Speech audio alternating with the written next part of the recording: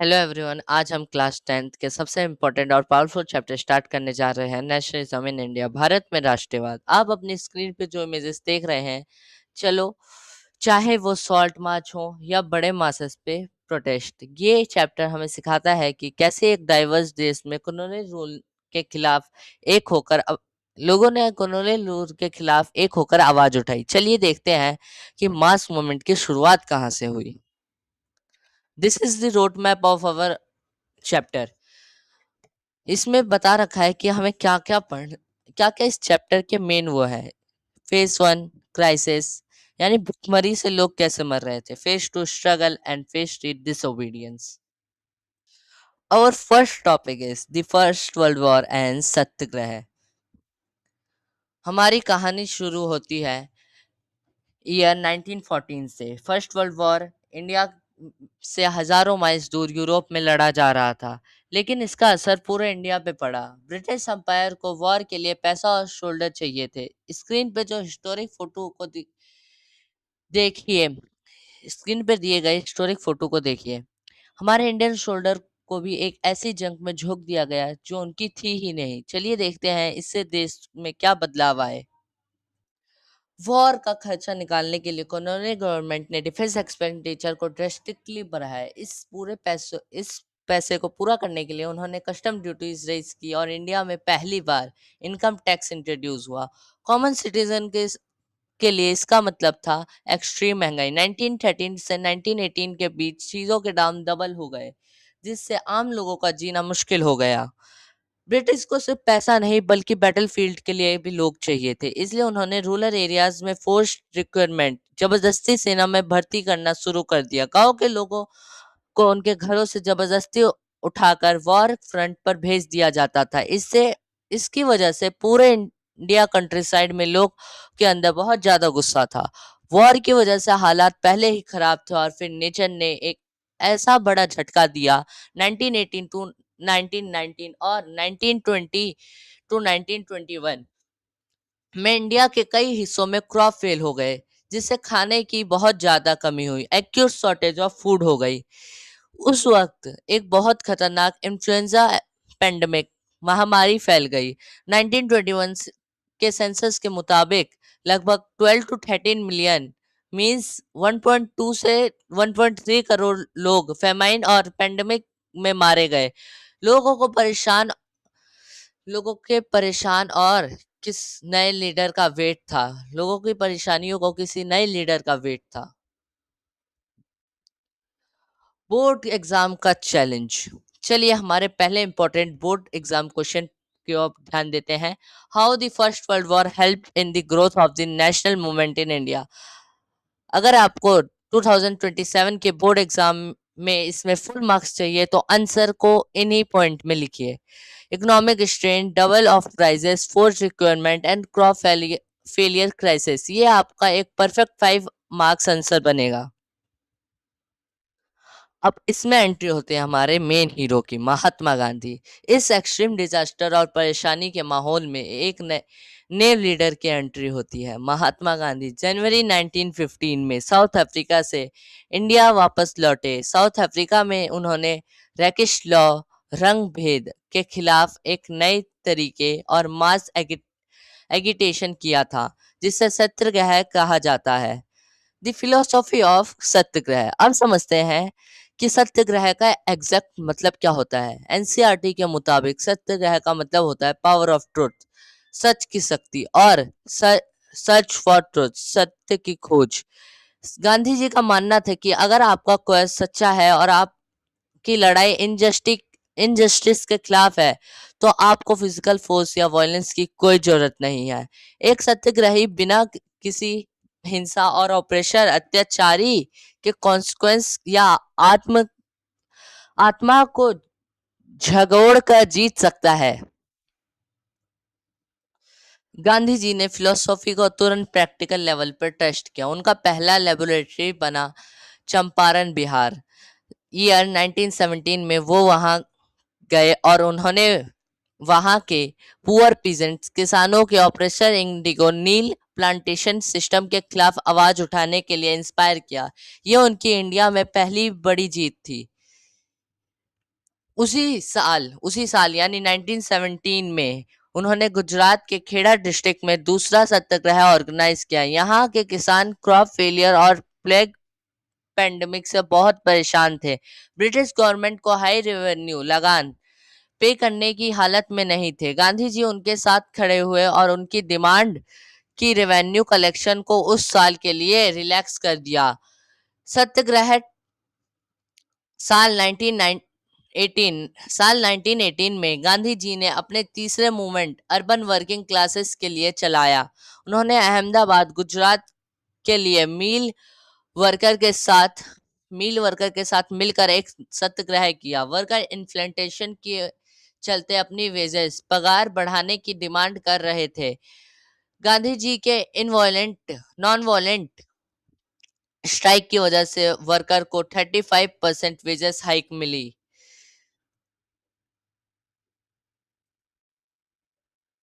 ये देखिए Kheda district of Gujarat 1917 है। इधर से आप नोट्स ले सकते हैं। अहमदाबाद मिल strike.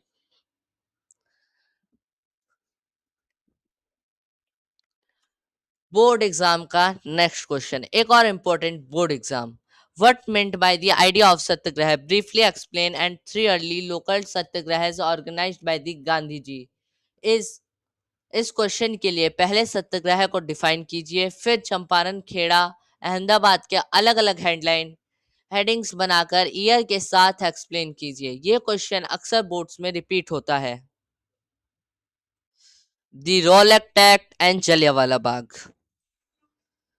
In local success and in local success से इनकरेज होकर गांधी जी ने ईयर 1919 में प्रपोज रोलेक्ट एक्ट के खिलाफ एक नेशन वाइड सत्याग्रह लॉन्च करने का सोचा। इस एक्ट को इम्पीरियल लेजिस्लेटिव काउंसिल ने बहुत जल्दी में पास किया था, जबकि काउंसिल के सारे इंडियंस मेंबर ने इसका मिलकर विरोध किया था। चलिए देखते हैं इसमें ऐसा क्या था जो सब इससे नफरत करते थे।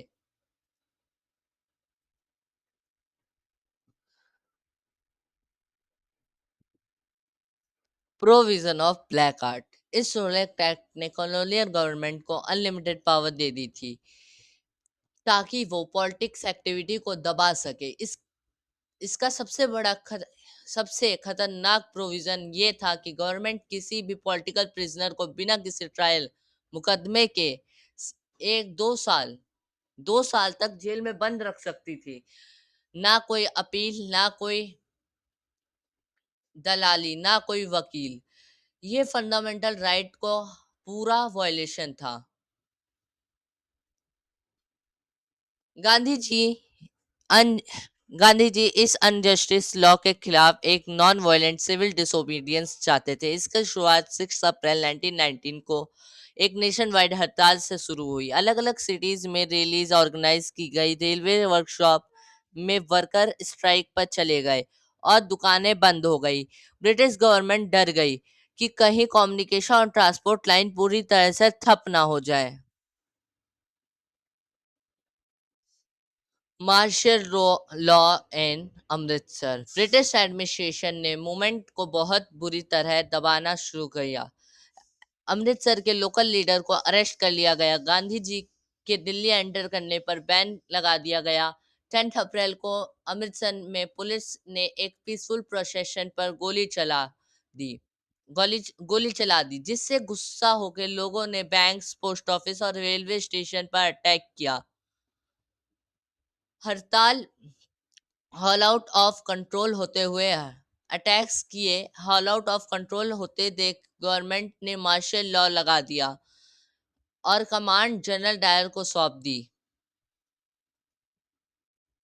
अब हम आते हैं इंडिया हिस्ट्री के सबसे दर्दनाक दिन पर। 13 अप्रैल 1999 अमृतसर के जलियांवाला बाग के इस इनक्लोज्ड ग्राउंड में एक बहुत बड़ी भीड़ इकट्ठा हुई थी। स्क्रीन पर इस साइट की फोटो देखिए। इस रास्ते पे बहुत नैरो तंग है। कुछ लोग गवर्नमेंट के रिप्रेसिव मेजर्स का प्रोटेस्ट करने आए थे, तो बहुत से इनोसेंट विलेजर्स सालाना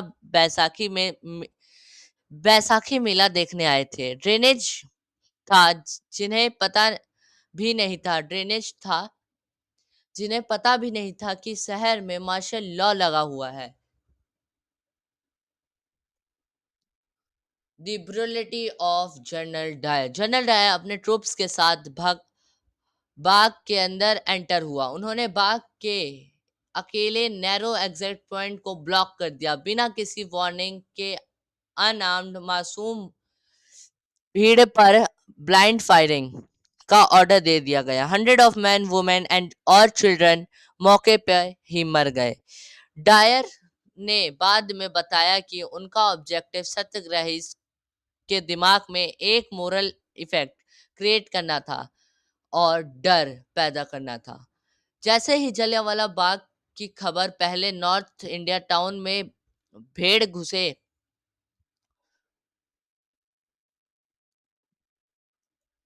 नॉर्थ इंडिया टाउन्स में भीड़ गुस्से में सड़कों पे उतर आई। स्ट्राइक हुई, पुलिस के साथ क्लैश हुए और गवर्नमेंट बिल्डिंग्स पर अटैक किए गए। ब्रिटिश गवर्नमेंट ने इसका बदला बहुत ही ह्यूमिलेटिंग और ब्रूटल तरीके से लिया। सत्याग्रहीस को जमीन पर नाक रगड़ने, रबिंग नोज के लिए सबको सब पर रेंगने सड़कों पर रेंगने के लिए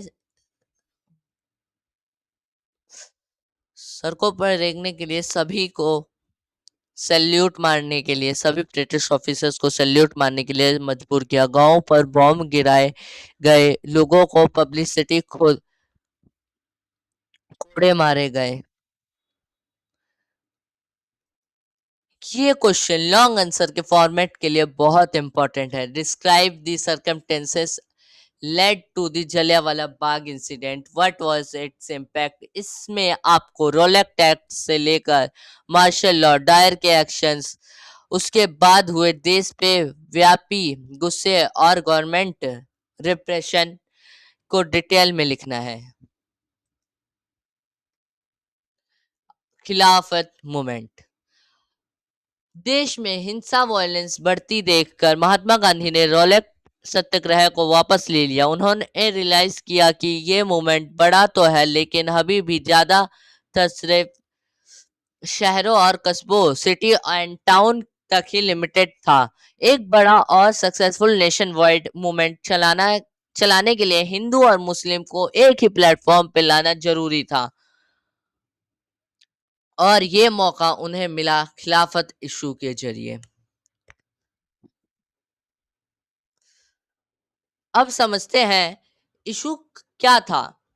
फर्स्ट वर्ल्ड वॉर में जहां से टर्की की हार हुई ओटोमन टर्की की हार हो चुकी थी। ऐसी अफवाह फैली थी कि ओटोमन एम्पायर को पूरे इस्लामिक वर्ल्ड के स्पिरिचुअल हेड है, यानी खलीफा है, यानी जो खलीफा है उन पर एक बहुत ही हार्श पीस ट्रीटी थोपी जाएगी। खलीफा के टेम्पोरल पावर के डिफेंड करने के लिए मार्च 1919 में बॉम्बे में एक खिलाफत कमेटी बनाई गई, जिसे दो भाइयों मोहम्मद अली और शौकत अली's ब्रदर ने शुरू किया था। मर्जिंग खिलाफत एंड स्वराज। गांधी जी ने इसमें दोनों कम्युनिटी को एक करने की एक बड़ी अपॉर्चुनिटी देखी। उन्होंने अली ब्रदर से बात की और एक कंबाइंड मास मूवमेंट की तैयारी की। फाइनली सितंबर 1920 में कलकत्ता सेशन में गांधी जी ने कांग्रेस के बाकी लीडर्स को मनाया कि खिलाफत सपोर्ट में स्वराज के लिए एक नॉन कॉपरेशन मूवमेंट शुरू किया जाए। तो ये है कलकत्ता सेशन की डिटेल, जहां पे अप्रूवल ले लिया गया था नॉन कॉपरेशन का। Why non cooperation? आप सोच रहे होंगे कि नॉन कॉपरेशन असहयोग्यता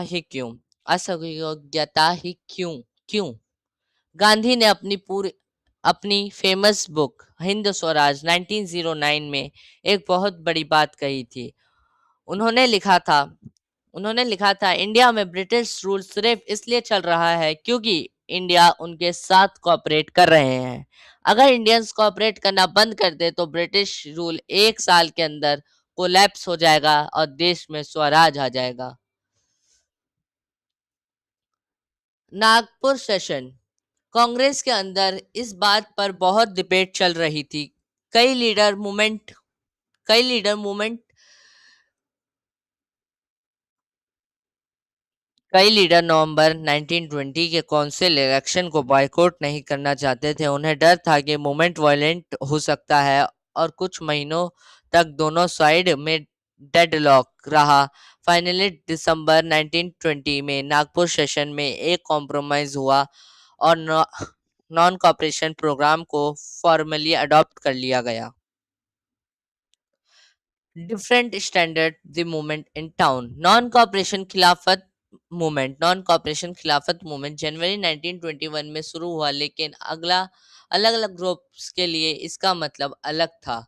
शहरों टाउन्स में मिडिल क्लास ने इसकी शुरुआत, हजारों स्टूडेंट्स ने गवर्नमेंट स्कूल छोड़ दिए, हेडमास्टर और टीचर्स ने रिजाइन कर दिया, और लॉयर ने अपनी प्रैक्टिस छोड़ दी।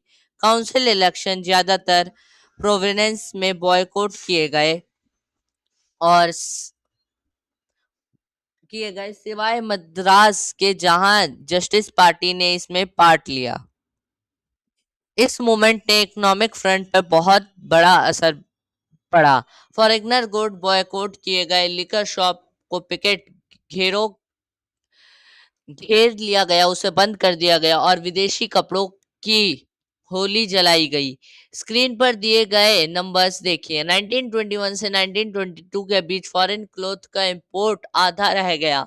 इसकी वैल्यू 102 करोड़ 102 करोड़ से घटकर 57 करोड़ रुपीस रह गई। इंडियन मर्चेंट्स ने फॉरेन गुड्स में ट्रेड करने से मना कर दिया। मगर हर एक अच्छी चीज की थोड़ी लिमिटेशंस होती है, इसीलिए नेक्स्ट टॉपिक है why urban movement slow down. लेकिन कुछ टाइम बाद शहरों में मूवमेंट धीमे स्लो पड़ गया। इसके दो मेन रीजंस हैं। पहले, खादी कपड़ा मिल्स में बनने वाला ब्रिटिश कपड़े से बहुत महंगा होता था, जिससे पुअर लोग अफोर्ड नहीं कर सकते थे। दूसरा, ब्रिटिश इंस्टीट्यूशन के बायकॉट करने के बाद उनके अल्टरनेटिव इंडियन स्कूल्स और कोर्ट बहुत धीरे धीरे बन रहे थे। इस वजह से स्टूडेंट्स और टीचर और लॉयर वहां मजबूरन वापस गवर्नमेंट सेटअप्स में जाना पड़ा। शहरों से निकल के मूवमेंट थेट कंट्री साइड देहात शहरों से निकल के ये मूवमेंट देहात कंट्री साइड में पहले गया। अवध में किसानों के मूवमेंट को बाबा रामचंद्र लीड कर रहे थे, जो एक सन्यासी थे और पहले फिजी में एक इंडेंटेड लेबर क्रिमिटिया मजबूर रह चुके थे। यहाँ का मूवमेंट तालुकदार और लैंडलॉर्ड के खिलाफ था, जो किसान से बहुत हाई रेंट मांगते थे और उनसे बगैर बिना पैसे दिए काम करवाना किया करते थे। जून 1920 में जवाहरलाल नेहरू ने अवध के गांव का दौर किया, ताकि वो किसानों की प्रॉब्लम समझ सके। अक्टूबर 1920 तक उन्होंने बाबा रामचंद्र के साथ मिलकर औध किसान सभा बनाई एक महीने में इसके 300 से ज्यादा ब्रांचेस खुल गईं। जब 1921 में नॉन कॉपरेशन शुरू हुआ, तो कांग्रेस ने इस मूवमेंट पर को साथ छोड़ दिया, लेकिन बाजा किसानों ने बाजारों को लूटना और लैंडलॉर्ड के घरों पर अटैक करना शुरू कर दिया, तो कांग्रेस लीडर ने उन्हें उनसे खुश नहीं थे, बिकॉज ये जो मूवमेंट था नॉन वायलेंस का, ये वायलेंट होता हुआ दिखाई दे रहा था। आंध्र प्रदेश के गुमदेव हिल में ट्राइबल्स अंधविश्वासियों ने एक मूवमेंट को एक मिलिट गुरिल फॉर्म दे दिया। कॉलोनियल गवर्नमेंट ने यहाँ एक बड़े फॉरेस्ट एरिया को क्लोज कर दिया था, जिससे ट्राइबल्स ना तो अपने जानवरों को चरा सकते थे और ना ही फ्यूल वुड कलेक्ट कर सकते थे। उनकी रोजी रोटी खतरे में थी। इसका खिलाफ उन्होंने एक अग्रेसिव मूवमेंट चला के किया। अलूरी सीताराम राजू अलूरी सीताराम राजू एक बहुत ही इंटरेस्टिंग कैरेक्टर थे। लोग मानते थे कि उनके पास स्पेशल पावर है, वो लोगों को हील कर सकते हैं और बुलेट शॉट से भी बचा सकते हैं। राजू गांधी जी के बहुत बड़े वाले फैन थे। उन्हें लोगों के उन्हें लोगों को खादी कपड़ा पहनाने और शराब छोड़ने के लिए मनाया, लेकिन उनका मन था कि इंडिया को नॉन वायलेंस से ही नहीं बल्कि फोर्स शक्ति से आजाद करवाया जा सकता है। राजू को 1924 में कैप्चर करके एग्जीक्यूटिव फांसी कर दी जाती है और वो एक फ्लोक हीरो बन के रह जाते हैं। बात सही है ना? हैप्पी एंडिंग होनी चाहिए थी, बट यहाँ एंडिंग उतनी हैप्पी नहीं हुई। चलो आगे देखते हैं। स्वराज इन असम प्लांटेशन। असम के टी प्लांटेशन वर्कर्स के लिए स्वराज एक बिल्कुल ही अलग मतलब था। इनलैंड इमिग्रेशन एक्ट ऑफ 1959 के तहत इन वर्कर्स को बिना परमिशन के टी गार्डन से बाहर जाने की इजाजत नहीं थी और परमिशन शायद ही कभी मिलती थी। जब उन्होंने नॉन कॉपरेशन के बारे में सुना तो हजारों वर्कर्स ने अथॉरिटी की बात मानने से मना कर दिया और प्लांटेशन छोड़ दिए और अपने घरों की तरफ निकल गए। चौरी चौरा इंसिडेंट्स इन फरवरी 1922, ये आपके एनसीईआरटी का बहुत ही मतलब मेन टॉपिक है और ये क्वेश्चन तो जरूर ही आता है। Explain the reason of the Mahatma Gandhi called off the non cooperation movement. तो इसका आंसर ये है कि the Chauri Chaura targeted he felt the masses were not fully trained in the method of non violent satyagraha. उन्हें नहीं लग रहा था कि ये जो उनके सत्याग्रही है ये सही से ट्रेन है। अभी उन्होंने कहा कि आ जाओ वापस, अभी तुम्हें ट्रेनिंग की जरूरत है। हम इस सेशन को क्लोज करते हैं। इन वर्कर्स को लगता था कि अब गांधी राज आ गया है और हर किसी को उन पे उनके अपने गांव में जमीन मिल जाएगी, लेकिन अफसोस वो कभी घर पहुंच ही नहीं पाए। रास्ते में ही रेलवेज और स्ट्रीम स्ट्राइक की वजह से वह फंसे रह गए और पुलिस ने उन्हें पकड़ के बहुत बुरी तरह से पीटा। उनका स्वराज का मतलब भले ही लोकल था, लेकिन उन्होंने गांधी जी का नाम लेकर खुद को एक पैन इंडिया मूवमेंट से जोड़ दिया था। Two factors shifting to the late 1920 politics। 1920 के लेट में इंडियन पॉलिटिक्स के दो बड़ी चीजें से इन्फ्लुएंस किया गया। वर्ल्ड वाइड इकोनॉमिक डिप्रेशन, जिसने 1930 तक एग्रीकल्चर प्राइसेस पूरी तरह से क्रैश हो गए और किसानों के लिए लगान देना नामुमकिन हो गया। दूसरा, साइमन कमीशन 1928, जिससे इंडिया का कॉन्स्टिट्यूशनल सिस्टम रिव्यू करने भेजा गया था। इस कमीशन में भी इंडियन मेंबर्स नहीं थे, इसलिए देश में जहां भी ये गए तो उन्हें एक ही नारे से वो किया गया, संबोधित किया गया, गो बैक साइमंस के नारों के साथ। Lahore session and birth of the पूर्ण स्वराज।